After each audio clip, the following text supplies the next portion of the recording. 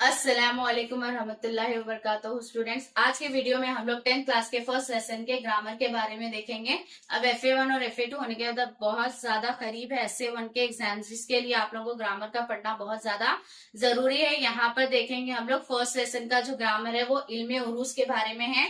इल्मे उरूज किसे कहते हैं वो देखेंगे, और ये इल्म उरूज का आप लोगों को बहुत ज्यादा रीडर में दिया गया है। इसके अंदर से मैं जो मेन इंपॉर्टेंट जो एग्जाम के जरिए आते हैं उसके बारे में ही आप लोगों को मैं एक्सप्लेन करूं। तो देखें, इल्म उरूज एक मशहूर फन है जिससे अशार का वजन मालूम किया जाता है। यानी कि क्या बोल रहे हैं यहाँ पर, इल्म उरूज क्या है, एक मशहूर फन है जिसपे क्या कहते हैं, अशार का वजन मालूम किया जाता है। बास औकात इसमें क्वेश्चन किस टाइप का आता है आप लोगों को ग्रामर में के वो कौन सा फन है जिससे अशार का वजन मालूम किया जाता है। अगर आप लोग पढ़े हुए रहेंगे तो बोल सकेंगे वो इल्मे उरूज है, तो 1 मार्क्स आप लोग कैरी कर सकते हैं। बहर उन खास अल्फाज को कहा जाता है जिन पर शेर तोला और जांचा जाता है। यानी कि बहर रहते हैं इसके अंदर वो जो माहिरीन उरूज है, लिखने वाले, उरूज लिखने वाले, वो लोग ही बताते हैं कि बहर किसे कहते हैं और अरकान जुज रुकुन। तो बहर उन खास अल्फाज को कहा जाता है जिन पर शेर तोला और जांचा जाता है और देखा जाता है कि शेर का वजन ठीक है या नहीं। यानी कि वो शेर पढ़ने में अच्छा है या नहीं, वो पढ़ने में ज्यादा उसके अंदर हार्ड वर्ड्स इस्तेमाल हो रहे हैं, ये सब देखा जाता। बहर जिन अज्जा से बनती है उनको अरकान और जिसको रुकुन कहा जाता है। यानी कि बहर जिन अज्जा से बनती है उसको उनको क्या बोल रहे हैं, अरकान बोलेंगे, और जिसको क्या कहेंगे, रुकुन कहा जाता है। वो 3 टाइप के हैं। कितने हैं? 3 हैं, सबब, वतन, फासला। तो ये 3 चीजें ही बहुत ज्यादा इंपॉर्टेंट है फर्स्ट लेसन के ग्रामर में। तो अब हम लोग देखेंगे इसमें सबब। 2 हुर्फी लफ्ज जिसका पहला हुर्फ मुतहरिक और दूसरा साकिन हो सबब कहलाता है। एग्जाम में कभी इसका ऐसा डेफिनेशन दे देता कि 2 हुर्फी लफ्ज जिसका पहला हुर्फ मुतहरिक और दूसरा साकिन हो क्या कहलाता है, तो आप लोग लिखेंगे सबब कहलाता है।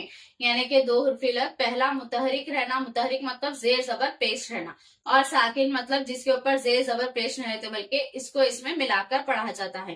तो यहाँ पर 2 हुर्फी लफ्ज है जिसका पहला हुर्फ मुतहरिक यानी जेर है इसको, और दूसरा हो साकिन यानी कि इसको जेर जबर पेश नहीं है, इसमें इसको मिलाकर पढ़ा जाता है। दिल, गुल और रब, तो ऐसे अल्फाज जिसके ऊपर पहला हुर्फ मुतहरिक रहना और दूसरा साकिन होना वो सबब कहलाता है। अब आगे हम लोग वतन देखेंगे। सबब देखने के बाद में यहाँ पर नेक्स्ट है आप लोगों को सेकेंड वाला वतन।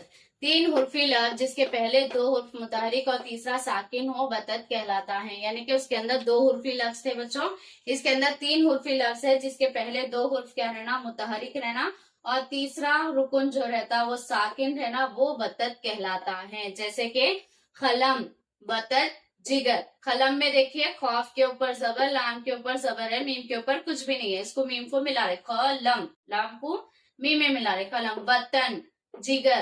तो यहाँ पर 2 हुर्फी लफ्ज है जिसके पहले 2 हुर्फ क्या, 3 हुर्फी लफ्ज है जिसके पहले 2 हुर्फ मुतहरिक है और तीसरा साकिन है, वतन कहलाता है। तो कभी इसका डेफिनेशन भी पूछ सकता है आप लोगों को, यानी तो ये वाले एग्जाम्पल्स देके किसकी मिसाल है ये भी पूछ सकता।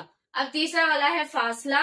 4 हुर्फी या 5 हुर्फी लफ्ज को फासला कहते हैं। क्या बोल रहे हैं यहाँ पर के 4 हुर्फी, वो 3 हुर्फी हो गया था, ये 4 हुर्फी यानी कि 4 लेटर अल्फाबेट्स और 5 लेटर अल्फाबेट्स को फासला कहते हैं। इसके अंदर ज्यादा फासला इस्तेमाल नहीं होता, सबब और वतन ही ज्यादा इस्तेमाल होता है। तो आगे देखिए, यहाँ तक के डेफिनेशंस होने के बाद इतना प्रिपेयर हो गया आप लोग। इसके बाद में जो मोस्ट इम्पोर्टेंट है वो ये वाला टेबल है जो आप लोग को रीडर्स में भी मिल जाता। यानी कि सबब और वतन की तकरार से रुकुन इस तरह बनते हैं।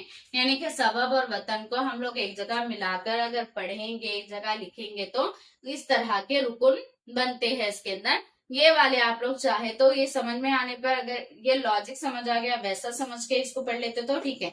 अगर नहीं, वो लॉजिक समझ नहीं आ रहा क्योंकि बहुत ज्यादा थोड़ा हार्ड रहता समझने के लिए, तो आप लोग ये वाले सबब प्लस वतन क्या होता है ये याद रख लेना, वतन प्लस सबब क्या होता है ये याद रखिएगा। तो एग्जाम में क्या कहता है, सबब प्लस वतन का रुकुन लिखिए बोलता। तो ये जो ये आ रहा ना, सबब और प्लस का वतन का रुकुन क्या है, फाइलुन है। तो ये वाला आप लोगों को आंसर में से देख के देखना रहता। तो अगर आप लोग इसको बाय हार्ट भी कर सकते तो अच्छा है, यानी अगर ये वाला मैं जो समझा उसके जरिए समझ सकते तो ऐसा भी लिख सकते, लेकिन आया तो इसके अंदर से ही आता, आप लोगों को इसको छोड़ के नहीं आता। वतन प्लस सबब फाउलुन है ये, वतद और प्लस सबब का रुकन क्या है, फाउन है। और यहाँ पर सबब प्लस वतद है तो मुस्तफइलुन है। ये वाला ऐसा याद कर सकते कि सबब वतद आया तो ये वाला रहना, सबब प्लस वतद प्लस सबब आया तो फाइलतुन है। इस तरीके से पढ़ा जाता। फिर लास्ट वाला है वतद प्लस सबब आया, मुफाइलुन है।